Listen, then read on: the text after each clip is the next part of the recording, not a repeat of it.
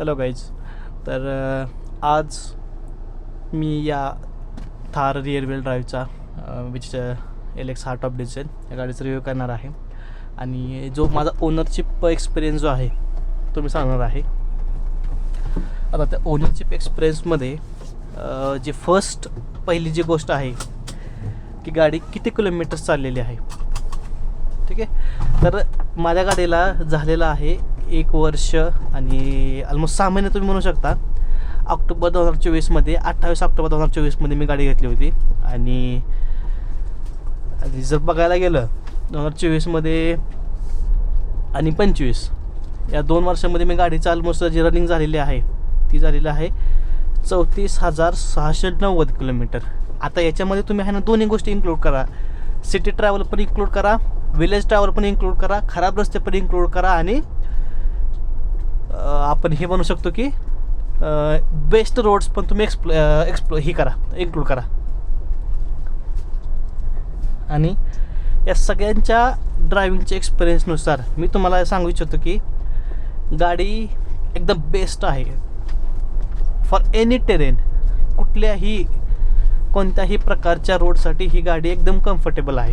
ठीक आहे, आता तुम्ही ही खराब रस्ता आहे ठीक आहे सध्या,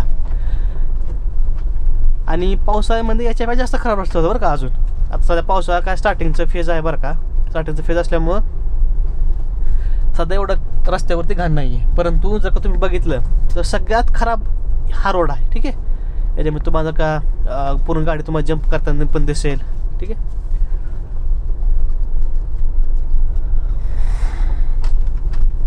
आणि मला सांगण्याचा उद्देश काय आहे की गाडी तुमची कसल्या टेरेनमध्ये गाडी चालते ही इम्पॉर्टंट करते तुमच्या गाडीच्या स्टॅबिलिटी सगळ्या गोष्टींमध्ये. आणि जर सध्या जर बघायला गेलं तर गाडीचं किलोमीटर झालेलं आहे 14,691 किलोमीटर, म्हणजे ऑलमोस्ट 35,000 किलोमीटर गेलेली गाडी, जी की 1.6 इयर्समध्ये. ठीक आहे, आणि गाडीचं टोटल जे ॲव्हरेज पडलेलं आहे ठीक आहे 15.2 किलोमीटर्स.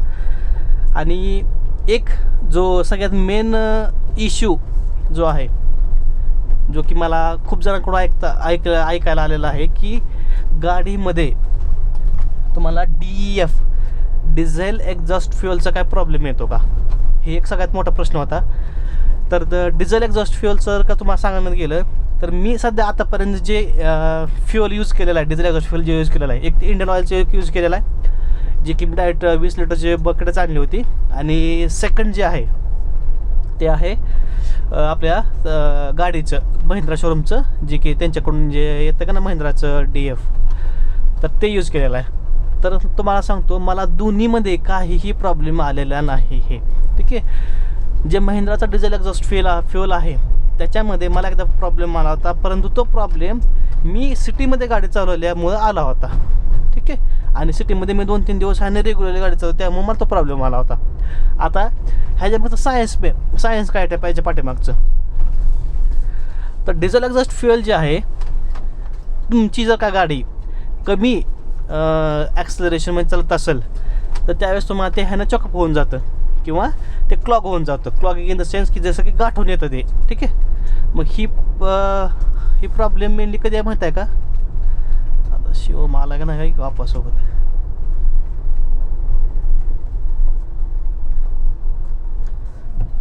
नाही आपसोबत बी नाही त्याला.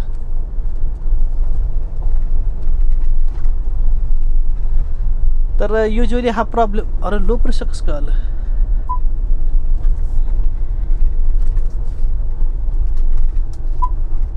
लो प्रेशर आले बरं का त्याच चाकामध्ये, मे बी पंक्चर असेल गाडी.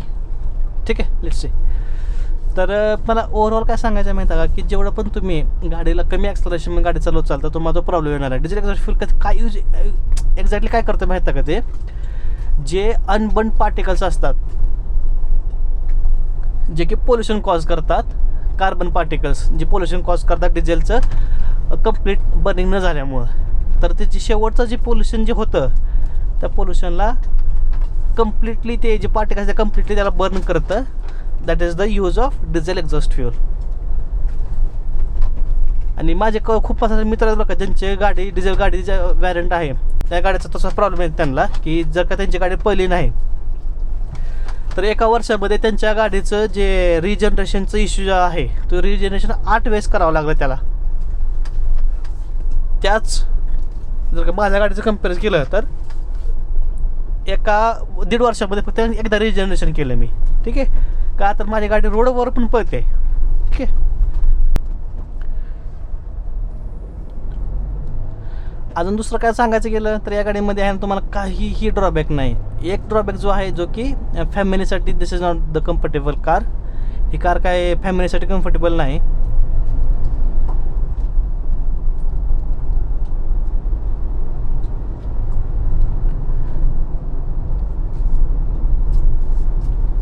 आणि गाडी काय फॅमिलीसाठी कम्फर्टेबल नसल्यामुळे तुम्ही ह्याचा जो टॉप वॅरंट आहे ह्याच्यावरचा वॅरंट जो आहे 3 डोअरचा 5 डोअरचा थारचा वॅरंट जो आहे तो तुम्ही घेऊ शकता.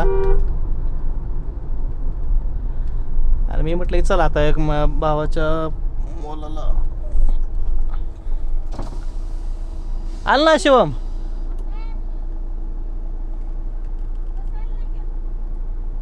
बारा वाजता इथे वाट हो. नाही नाही, किती वाजता इथे? 12 वाजले की 11:45 येतो असते.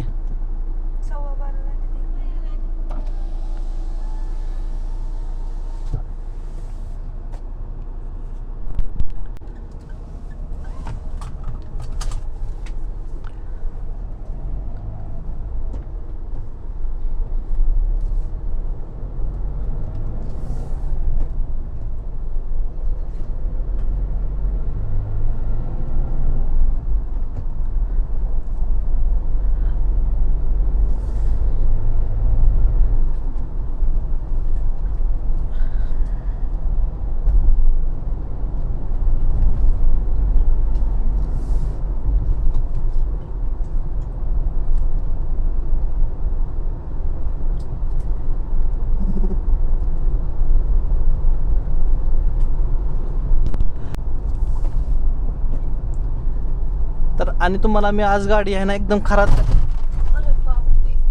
खराब रस्त्यामधून पण कशी गाडी चालवता यावी, कशी चालवायची ते तुम्हाला मी आज सांगणार आहे.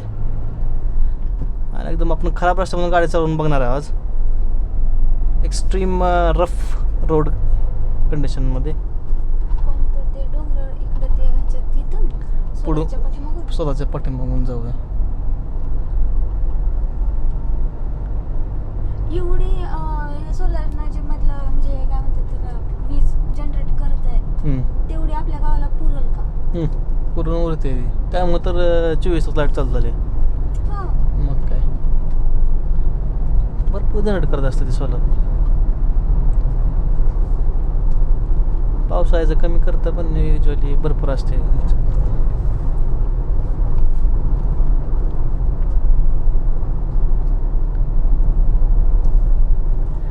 आणि बाकी ओनरशिप रिव्ह्यूमध्ये माझं जे खर्च आलेला आहे तुम्हाला खर्च सांगतो मला बरं का. खर्च एकतर इन्शुरन्सचा असतो जो की 16,000 रुपये मला प्रत्येक इयरला असतो. ठीक आहे, नो डिप्रिशिएशन जर का घेतलं, 0 डिप्रिशिएशन जर का घेतलं तर तो 16,000 रुपयाला पडतो जो की फर्स्ट पार्टी इन्शुरन्स असतो. सेकंड तुमचं गाडीचं सर्व्हिसिंग. आता 30,000 किलोमीटर झाले तर पहिली एक सर्व्हिसिंग 1,000 किलोमीटरला जी की फ्री ऑफ कॉस्ट असते, जी की इन्स्पेक्शन असतं. सेकंड जे असते ते 10,000 किलोमीटरला असते, जिथं की मला समथिंग अराऊंड 6,000 लागले.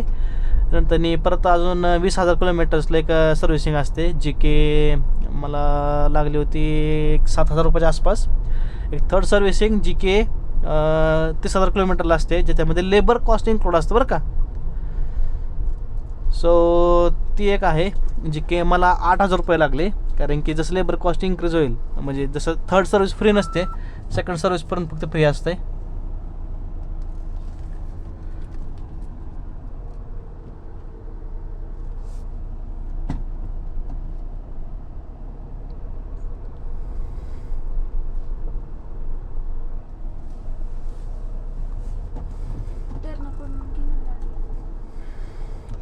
इकडून एक रस्ता बरोबर टायमाला आला.